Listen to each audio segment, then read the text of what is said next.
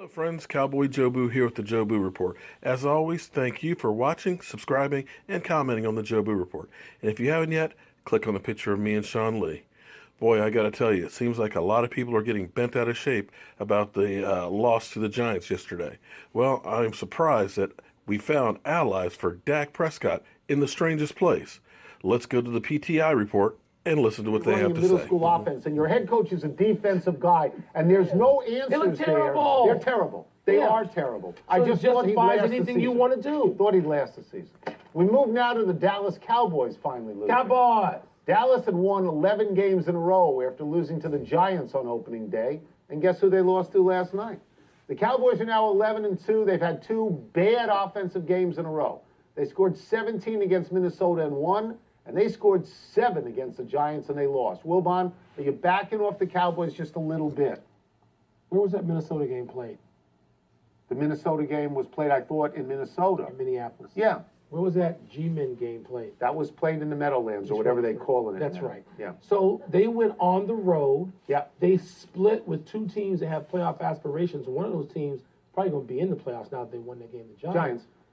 They, a rookie had a bad game. It's not an awful game, but he didn't have a really good game against the New York Giants in New York. That's right. So this is not a catastrophe. This doesn't suggest that I should turn and run away from thinking the Cowboys are the best team in the NFC, and I'm not. No, not only that, they are at least 2 games clear. They have 2 losses. They're at least 2 clear of Seattle, of the Giants, and of Detroit, who are the teams with 4 losses. But I will tell you this. I'm going to go way out on a limb here about the Dallas Cowboys, okay?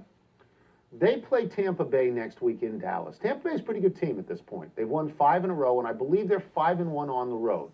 And I'm going to predict to you that if in the second half, I don't think it's going to happen. We go Romo. In the second half, if they only have 7, Tony Romo's getting in the game.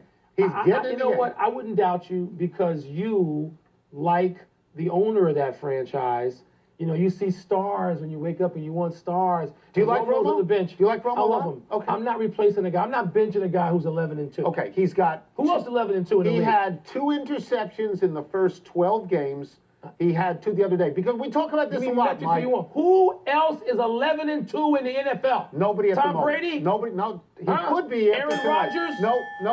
Anybody? No. Your boy out on the West Coast wearing the silver and black? I'm just going to tell you that other teams have coaches too. Okay. And they watch film too. So far, the other teams' coaches, unless they coach for the Giants, have gotten their butts kicked by the Dallas Cowboys. You're 100% right. But, but I know in your heart of hearts, if they have 7 in the third quarter, you could see Romo. I wouldn't bench him. I would pick up the phone if I was the coach of the Cowboys, and I would say, Jerry, your boy is here and he's staying here. That's what I would do if I was 11-2. We'll see. Okay? We'll see. So I know you and Jerry. We'll see. Go ahead and ride together.